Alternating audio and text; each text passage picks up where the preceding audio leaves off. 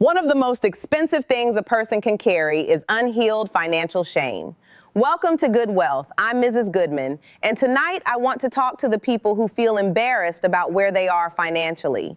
The people rebuilding after divorce. The people helping grown children financially while trying to save themselves. The people who look successful outside but quietly feel overwhelmed inside. The people who started over more times than they ever planned to. I want you to hear me clearly tonight. Your financial situation is not your identity. Too many people carry money like it's a reflection of their worth as a human being. And because of that shame, people avoid looking at the numbers. They avoid checking accounts, avoid retirement planning, avoid difficult conversations, avoid asking for help. But avoidance has never healed anxiety. It only gives anxiety a larger room to live in. Now, let me tell you something I've learned watching families for many years.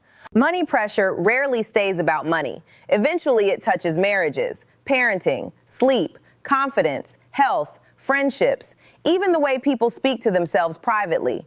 That's why financial healing matters, not because wealth is everything, but because constant instability slowly exhausts the human spirit.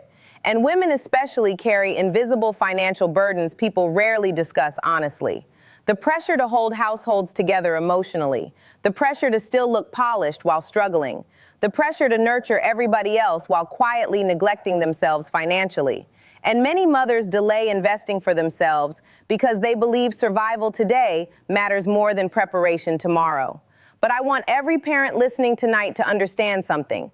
Your children do not only inherit money, they inherit your habits, your stress, your relationship with discipline, your emotional response to pressure. That is why healing your finances is also healing your household. Now, historically speaking, Black women in America were often excluded from both financial systems and ownership opportunities, while still being expected to stabilize entire households and communities through economic hardship. And despite all of that, many still became the financial backbone of generations. That strength deserves honor. But strength should not always require suffering, which is why I tell people this. You do not need to fix your entire life overnight. Start smaller. Open the retirement account. Increase your savings slowly. Learn one new financial concept each week. Automate investing. Reduce one unnecessary expense. Protect your peace before protecting appearances. Because real financial confidence is usually quiet. It's the ability to breathe, to sleep peacefully, to survive emergencies without panic, to help your children without destroying yourself. That is wealth too. And please remember this. A late start does not eliminate the possibility of a beautiful financial future.